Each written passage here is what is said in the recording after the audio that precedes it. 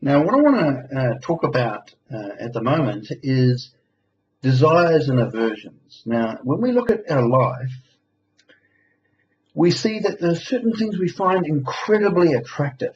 We really want certain things. The idea of having certain things and getting certain things or keeping certain things becomes so important because certain things become really extremely attractive. And certain other things are not attractive at all. We want to keep them away. We want certain things never to happen. So what happens is, in relation to various things in life, objects they're called in Vedanta, whether it's people or whether it's ideas or whether it's experiences, we really want certain things. We really find certain things incredibly attractive, and we are very busy pursuing these things, and we want to avoid other things, and we are very, very busy avoiding other things. Now, while we're captivated like this, while we absolutely really need certain things, and we find certain things all absorbing, our minds are not free to learn, because they're preoccupied with desires and aversions. They're preoccupied with the pursuit of certain objects and the avoidance of other things. And our whole life can be built around it. Now, I think what I'll do is, to give an example, let's imagine, as an analogy and a story, we'll talk about cigarettes. Now, what happens is, it appears that I'm addicted to cigarettes. Let's imagine that I'm addicted to cigarettes. I just love the idea of having cigarettes. So because I love cigarettes, I'm actively looking at life. Let's imagine that my whole life is about cigarettes. Then what I'll be doing is I'll be looking for things, anything in the environment, people and things that is going to help me get cigarettes. And I will be looking to get rid of anything or people who obstruct me from getting cigarettes. So what happens is that here I am, I'm really desiring to have a cigarette. And then I meet someone and they say, look, I've got lots of cigarettes and I can give you as many cigarettes as you want. And they go, oh, really?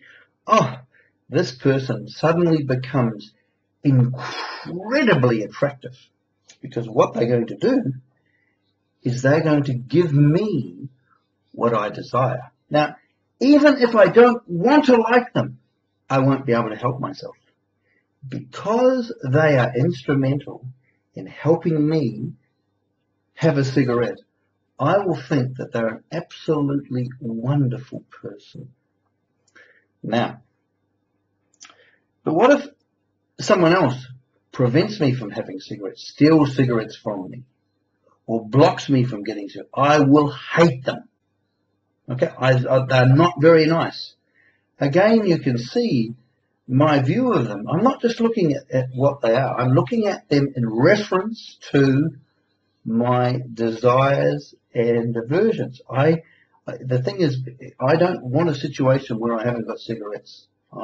So therefore, anyone who's going to block me from getting cigarettes, I'm going to hate, and I'm going to try and remove. I can't be passive about this, because I am preoccupied. My life is preoccupied by getting and having cigarettes. Okay, so my life is built around the desire for cigarettes, and because of that, because I want cigarettes, the idea that maybe I won't have enough cigarettes tomorrow, I'll be scared. I won't be able to help myself. I'll be afraid. And anybody who blocks me from getting cigarettes, I will hate. So there I've got hatred and I've got fear, and they exist in relation to this. I must have the cigarettes. Now, Vedanta has a very interesting thing to say here. I am not actually the reason why I want the cigarettes is not for the cigarettes. It's for the inner sensation of satisfaction. I am satisfied. The feeling of I being satisfied. That is the reason that the cigarettes are so attractive. The reason that I'm so afraid of not getting the cigarettes is because of the I am dissatisfied and unhappy. This is the reason why when things come that we don't want them because, not because of themselves, but because what's going to happen inside. So we have this inner satisfaction or inner dissatisfaction. Now, I can try as much as I like. Maybe I'm told somebody tells me, really, you've really got to become detached from these desires. You've got to detach yourself. Oh, okay, I've got to detach myself. So I try and become detached from cigarettes. But no matter what I do, I can't do it, because what happens is, if I haven't got them, I feel incredibly dissatisfied. And if I have got them, I feel really satisfied.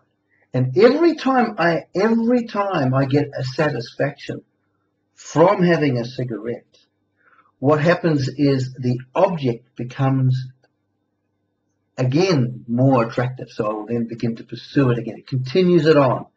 I find this object attractive, and because this object has given me an inner satisfaction, then I want more of it. If I have a dissatisfaction, the same thing happens. It just keeps on continuing. Because I'm dissatisfied, I want to become satisfied. Therefore, I start pursuing cigarettes again. So the whole idea that we can get rid of or try to change our behavior, our compulsive behavior, our desires and aversions, you can't do it. Now, in the psychology of the Gita, imagine if I could actually literally turn off the inner satisfaction of having cigarettes, or the dissatisfaction. If I could turn it off. Because you see, if I could suddenly turn off the I am feeling satisfied, the cigarettes would have no meaning. In other words, I would just simply see a box of cigarettes, and the cigarettes couldn't move me, because the reason that they are so attractive is gone. If the dissatisfaction is gone, the reason for the dissatisfaction. So I won't see people I won't be looking at people. Suddenly these people who are stopping me smoke cigarettes will no longer be seen in such a bad light, because they no longer has any meaning. They're no longer an aversion, because there's no dissatisfaction coming about. So what we're looking at here is that what we desire and what we hate are objects, but they are only hated and desired because of what they bring about here in the feelings of a self-satisfaction or a self-dissatisfaction.